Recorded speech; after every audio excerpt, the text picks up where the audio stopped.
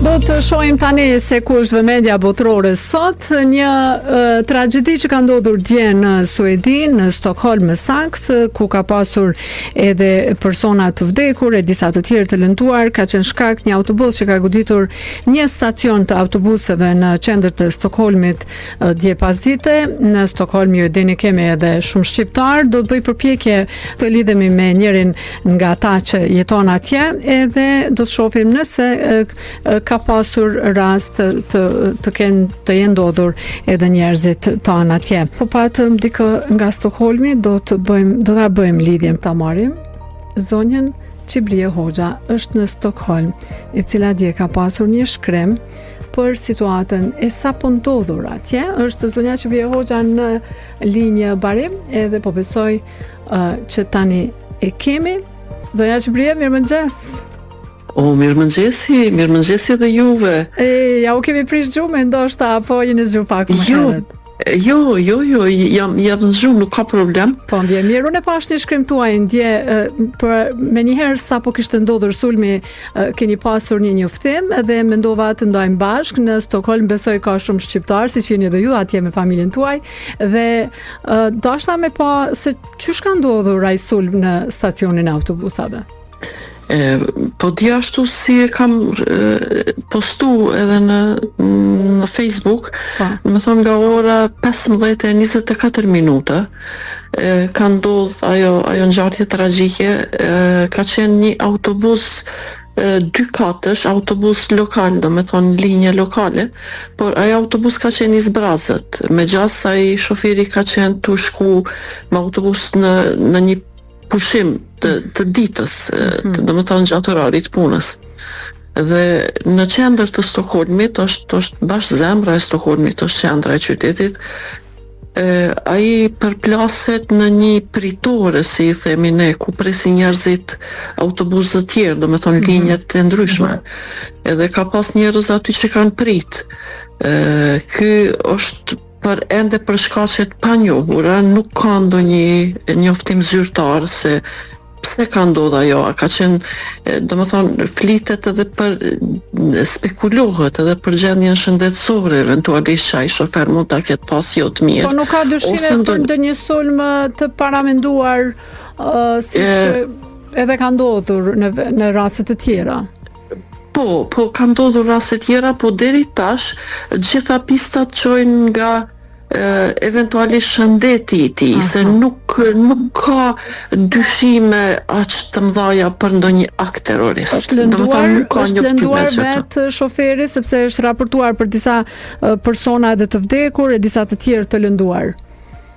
Jo, nuk është raportu për lëndimin e tij, sepse edhe autobusi ka qenë i zbrazët, mandej ju thash ka qenë edhe 2 katësh, por të lënduar ka, nuk dihet numri i tyre, vetëm dihet numri i 3 të vdekurve. Çfarë thonë mediat suedeze në këtë rast? Çfarë sigurie ka Stockholmi sa i përket edhe këtyre aksidente? Mund të jetë një aksident krejt i rëndomt, por Stockholmi edhe Suedia është kërcënuar disa herë edhe nga sulme terroriste. Po, është e vërtet se ka pas raste të tilla, mirë po është siguria është absolute, do më thonë, nuk ka ndonjë pasiguri, nuk ndjehet ndonjë pasiguri. Prandaj edhe dyshohet se ky rast është vetëm për shkak të eventualisht që ka ndodhur me atë shofer diçka, gjendja shëndetësore e tij, meqense edhe autobusi ka qenë i zbrazët. Do më thonë, nuk ka njëherë për njëherë dyshime për akt terrorist. Kjo po thuaj se është e përjashtuar. Zonja Qibrie, ka shumë shqiptar në Stockholm?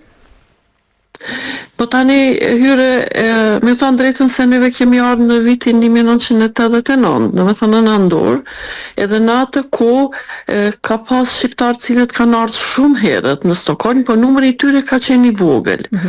Edhe në kohën kur kemi ardhur neve, atëherë është fol për një numër 1000 diçka.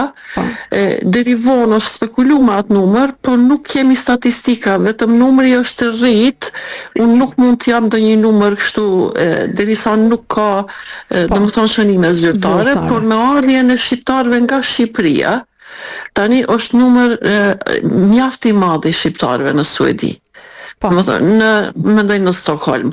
Po, është rrit numri i shqiptarëve në Stockholm. Kjo dihet edhe prej, domethënë ju mundeni edhe të hyni në Facebook, ka disa grupe që domethënë që kanë hap Facebookët të tyre. Po. Ka aktivitete të ndryshme, po sidomos shqiptarët nga Shqipëria, domethënë është rrit numri i tyre.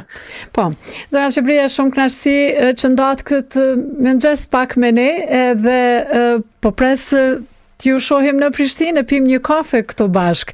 Faleminderit shumë për kohën edhe për përgjigjen edhe që patët për rastin në Stockholm edhe shumë kënaqësi të komunikojmë bashk. Ju faleminderit shumë Hyre, ju dëshiroj një ditë të mbarë, ju dëshiroj punë të mbarë dhe është kënaqësi me marrë pjesë me ju ndëgju zërin nga Prishtina. Faleminderit shumë me ju. Faleminderit shumë dashni për ju, për të gjithë bashkëdhetarët që janë në Stockholm e në Suedi, kudo në mërgatën tonë të mirë. Shumë faleminderit e mirupafshim. Ju përshëndes, mirupafshim, ju përshëndes gjithëve. Gjithë mirat. Ishim me zonjën Qebria Hoxha, të dashur dëgjues që jeton me familjen e saj në Stockholm, një aktiviste zonja e veprimtare e madhe, pa shoq ajo dje ka reaguar edhe shpejt pas rastit aksidentit në stacionin e autobuseve në Stockholm, ku siç raportohet ka pasur edhe të vdekur e të lënduar, siç tha zonja Hoxha, nuk ka pasur dyshime për ndonjë akt terrorist, por duhet jetë një aksident i rëndomt, ndoshta për shkaqe shëndetësore të vet ngasësit të autobusit, por hetimet atje do të vazhdojnë, e rëndësishme njerëzit tanë të kemi të sigurt kudo që shkojnë, jetojnë e veprojnë. Vetëm për pak do të kthehemi me lajmet e orës 8. Ne jemi Radio Kosovani.